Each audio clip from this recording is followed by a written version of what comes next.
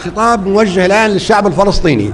الشعب الفلسطيني ما دام الآن بدي فيه تحرك شعبي عربي ثوري جماهيري تلبية للكتاب الأخضر والدعوة الجماهيرية وقيام الجماهيرية، إذن الشعب الفلسطيني عليه أن يزحف الشعب الفلسطيني اللي في لبنان، اللاجئين الفلسطينيين في لبنان عليهم أن يزحفوا بدون سلاح بغصن الزيتون بالأطفال بالنساء يتجهوا إلى فلسطين، وإذا منعوهم فليعسكروا وليقيموا مخيماتهم على حدود فلسطين المحتلة.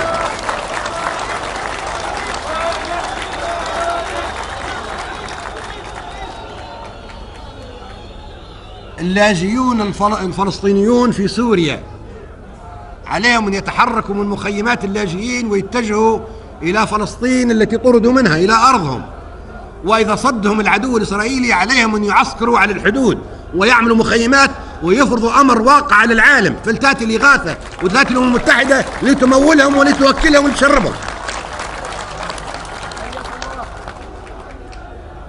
الفلسطينيين اللي في كل البلاد العربية 30,000 موجودين في ليبيا عليهم أن يتحركوا عبر مصر أو البحر إلى فلسطين ويعسكروا على الحدود إذا منعوهم. اللي في مصر يتحركوا. الشعب الأردني 40% منه فلسطينيين.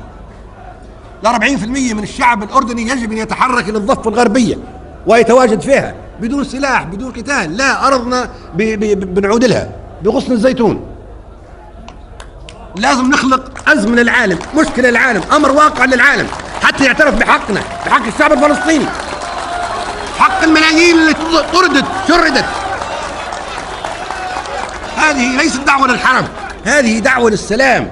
لكي يتحقق السلام إذا ما تبوش الحرب أقبلوا بالآخر، أقبلوا بالشعب الفلسطيني. جريمة دولة عربية ولا إسلامية تقيم علاقة مع الكيان الإسرائيلي دون أن يعود الشعب الفلسطيني ويأخذ حقه. هذه جريمة، هذه كفر. ليسوا عرب، ليسوا مسلمين، جبناء، عملاء، جهلة، صدج، تافهين، كنيسة، زبالة.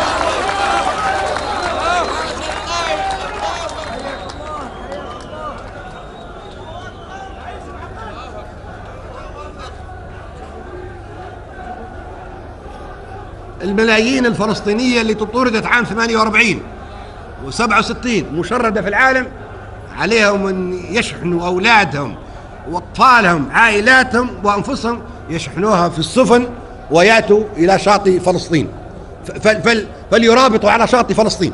الملايين 4 ملايين 5 ملايين فلسطيني يأتوا بالسفن لا لتموين غزة، لا، للعودة إلى فلسطين المحتلة عام 48. أرضهم، ديارهم، منازلهم، بيوتهم، حقهم الله أعطاها ليهم. يجب أن تبدأ السفن، قوافل من السفن، طوابير من السفن تحمل الشعب الفلسطيني المشرد باتجاه فلسطين، وليعسكر في البحر ويعسكر في البر ويعسكر في كل مكان لكي يتحرك العالم.